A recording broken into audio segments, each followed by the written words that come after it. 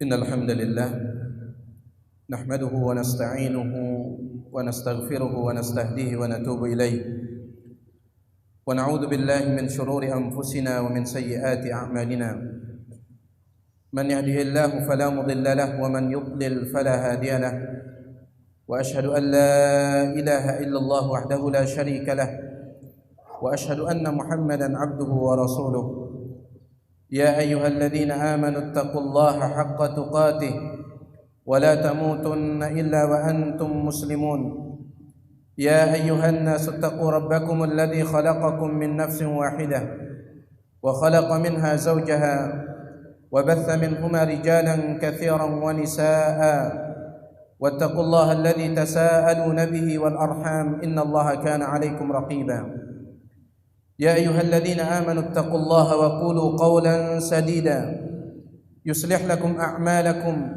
ويغفر لكم ذنوبكم ومن يطع الله ورسوله فقد فاز فوزا عظيما أما بعد فإن أصدق الحديث كتاب الله وخير الهدى هدى محمد صلى الله عليه وسلم وشر الأمور محدثاتها فإن كل محدثة بدعة وكل بدعة ضلالة وكل ضلالة في النار.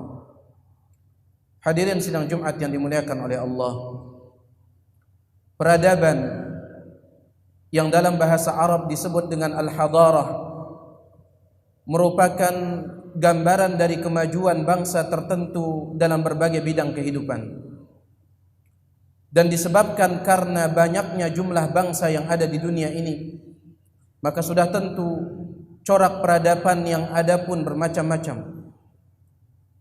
Namun bagi seorang muslim atau seorang mukmin yang dia mengimani kebenaran firman Allah Subhanahu wa taala dalam surah Al-Ahzab ayat 21, laqad kana lakum fi rasulillahi uswatun hasanah, sungguh telah ada bagi kalian pada diri Nabi sallallahu alaihi wasallam suri tauladan terbaik.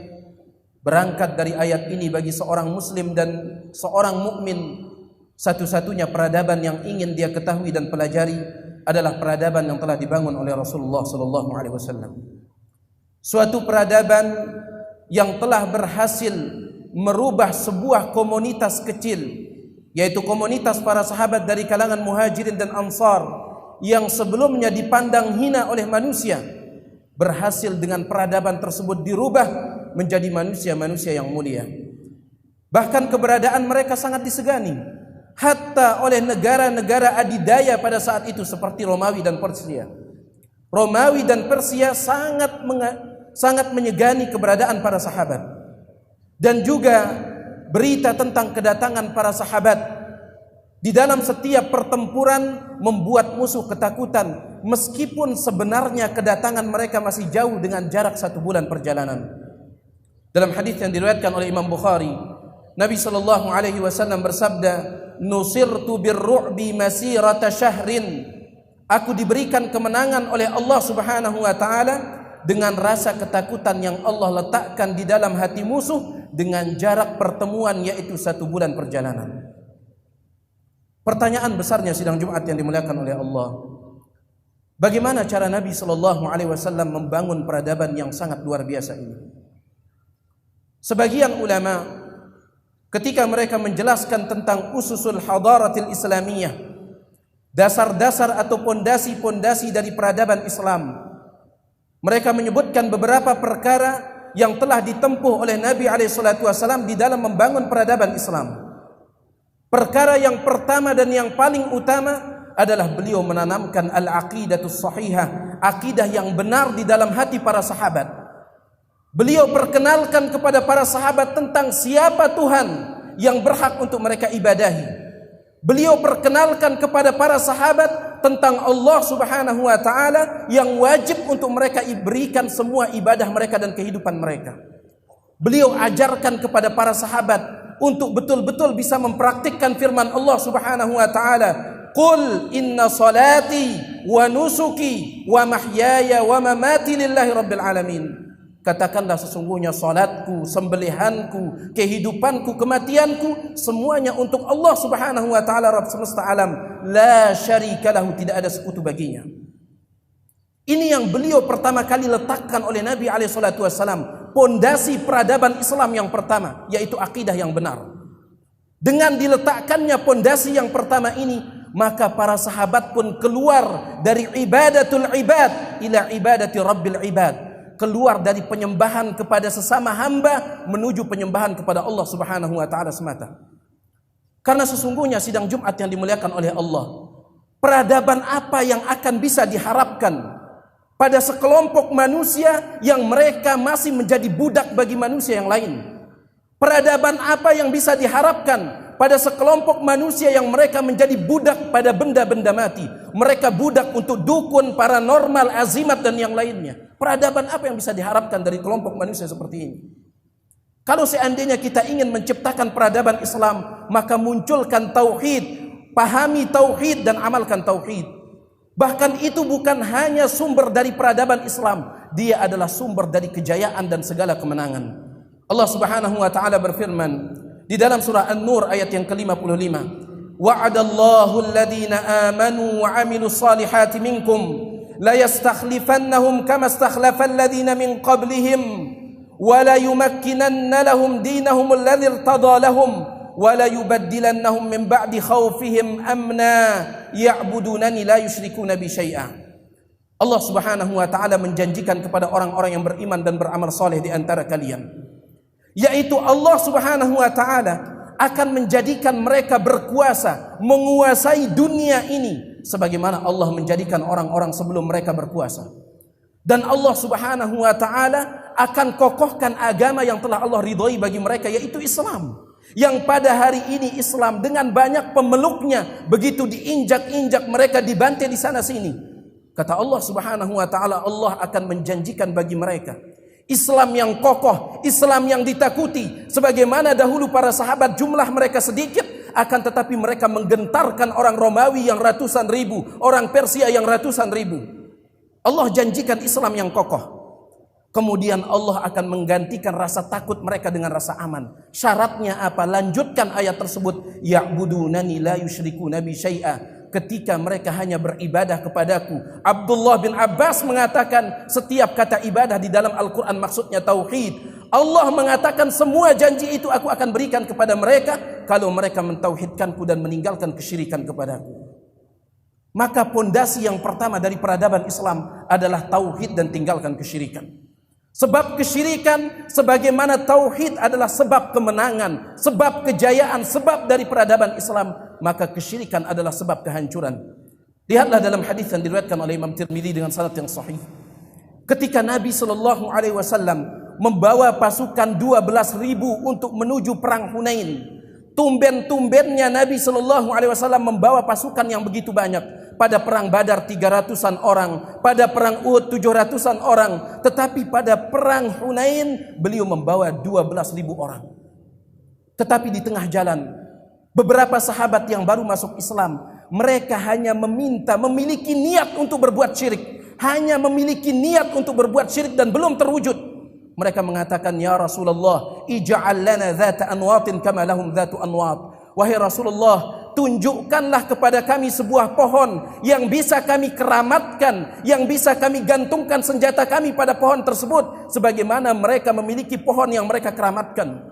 Kata Nabi SAW, Allahu Akbar, apa yang kalian ucapkan ini sangat luar biasa. Persis sebagaimana yang diucapkan oleh kaum Musa kepada Musa, ij'al lana ilahan kama lahum alihah. Wahai Musa, tunjukkan untuk kami Tuhan selain Allah sebagaimana orang-orang musyrik memiliki banyak Tuhan. Apa yang terjadi? Mereka sekedar minta untuk ditunjukkan sebuah pohon yang keramat. Apa yang terjadi? 12.000 para sahabat kocar-kacir dihancurkan oleh musuh. Kesyirikan adalah sumber kehancuran. Kesyirikan adalah sumber kekalahan. Sebagaimana tauhid adalah sumber kemenangan dan kejayaan.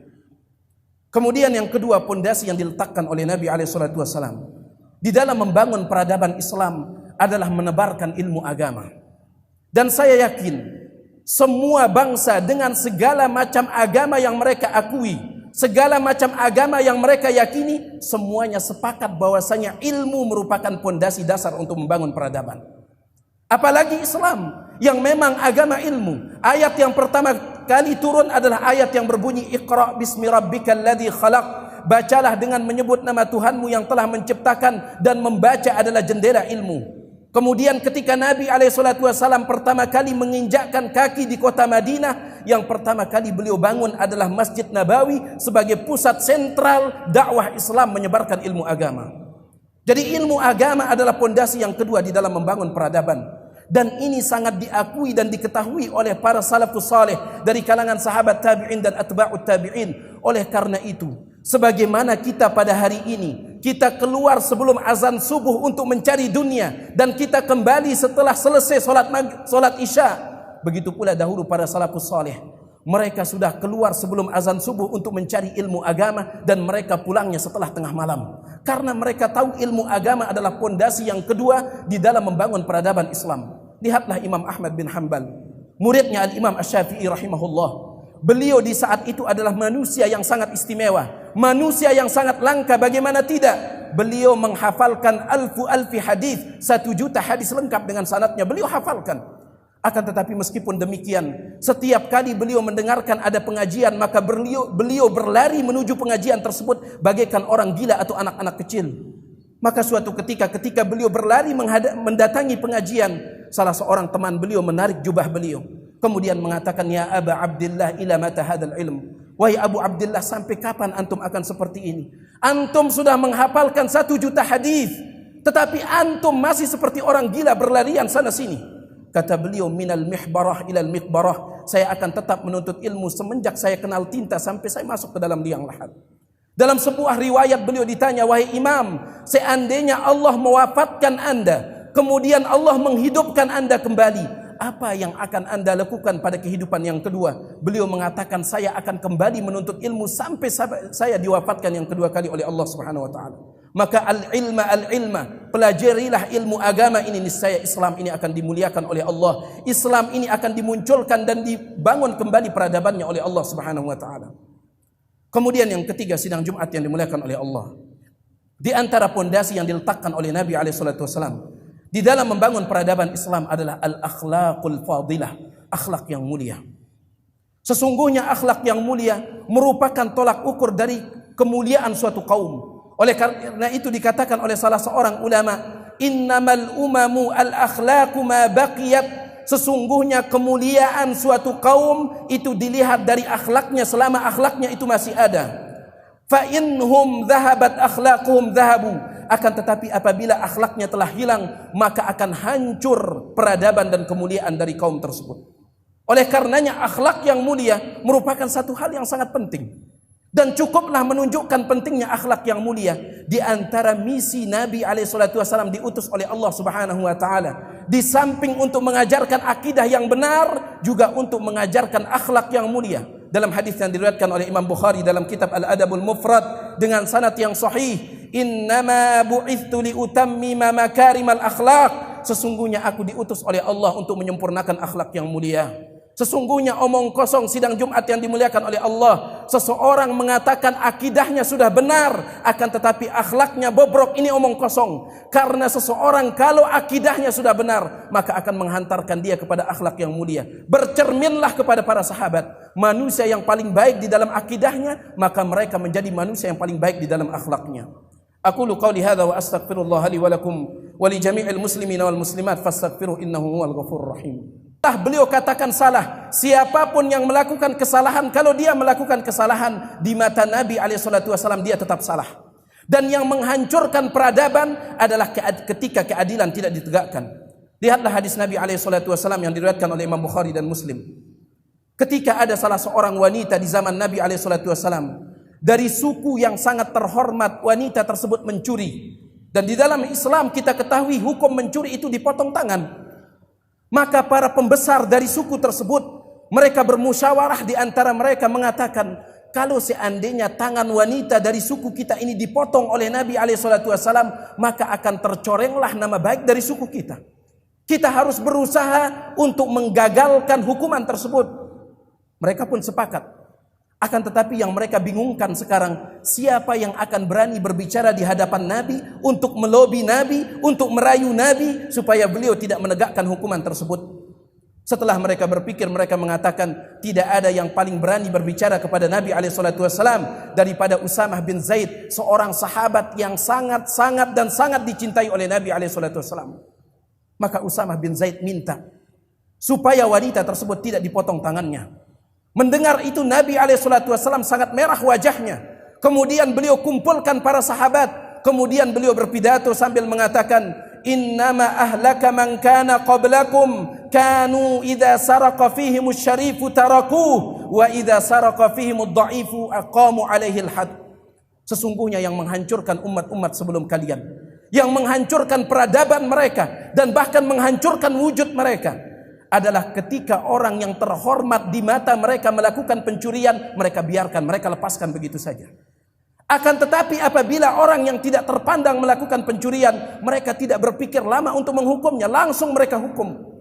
Waimullah, demi Allah, kata Nabi SAW, lau anna Fatimah binta Muhammadin saraqat laqata'tu yadaha. Demi Allah, kalau seandainya darah dagingku sendiri yang mencuri, yaitu Fatimah, tidak perlu orang lain yang memotong tangannya, aku sendiri yang turun tangan untuk memotong tangannya.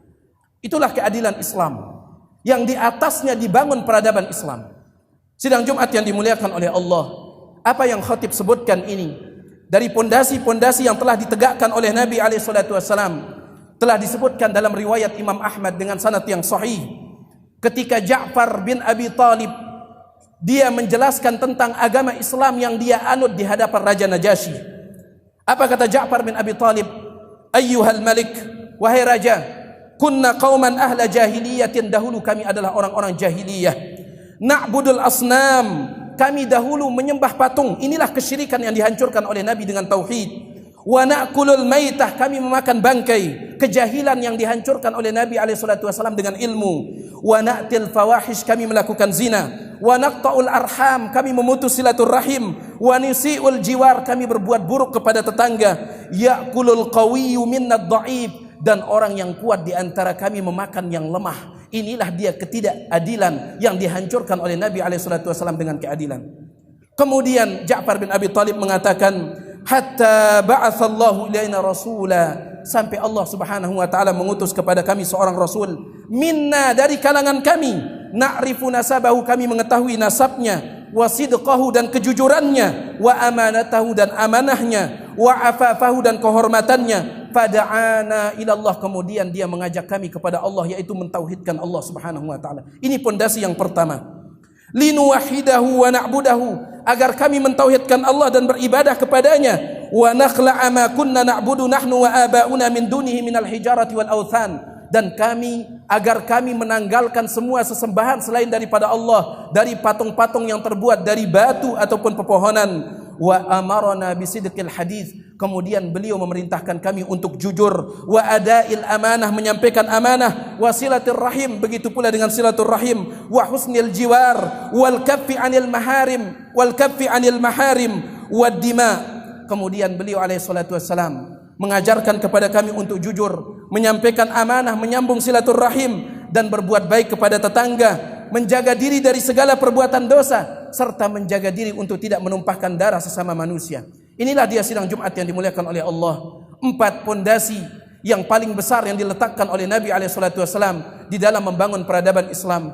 Sesungguhnya kita berharap kepada Allah Subhanahu wa taala siang dan malam, agar Allah Subhanahu wa taala kembali memberikan kejayaan bagi agama ini, kembali memberikan kejayaan bagi Islam. Sesungguhnya sangat memiriskan hati kita ketika kita mendengar berita demi berita di berbagai belahan dunia Islam selalu dihinakan, umat Islam dibantai dengan banyaknya mereka. Kita berharap suatu saat nanti Allah Subhanahu wa taala mengembalikan Islam ini sehingga mereka ditakuti di atas dunia ini sebagaimana mereka ditakuti dahulu, meskipun mereka belum bertemu dengan musuh dengan jarak 1 bulan perjalanan. Mudah-mudahan khutbah yang singkat ini bermanfaat bagi khatib pribadi serta seluruh kaum muslimin yang ada di tempat ini. Innallaha malaikatahu yusalluna 'alan nabi, ya ayyuhalladzina amanu sallu 'alaihi wa sallimu taslima. Allahumma salli 'ala Muhammad wa 'ala ali Muhammad kama sallaita 'ala Ibrahim wa 'ala ali Ibrahim innaka Hamidum Majid, wa barik 'ala Muhammad wa 'ala ali Muhammad kama barakta 'ala Ibrahim wa 'ala ali Ibrahim innaka Hamidum Majid. Allahumma ighfir lil muslimina wal muslimat wal mu'minina wal mu'minat al ahya'i minhum wal amwat innaka sami'un qaribun mujibud da'wat. اللهم أعز الإسلام والمسلمين اللهم أعز الإسلام والمسلمين اللهم أعز الإسلام والمسلمين وأذل الشرك والمشركين اللهم آت نفوسنا تقواها وزكها أنت خير من زكاها أنت وليها ومولاها ربنا آتنا في الدنيا حسنة وفي الآخرة حسنة وقنا عذاب النار سبحان ربك رب العزة عما يصفون وسلام على المرسلين والحمد لله رب العالمين أقيموا الصلاة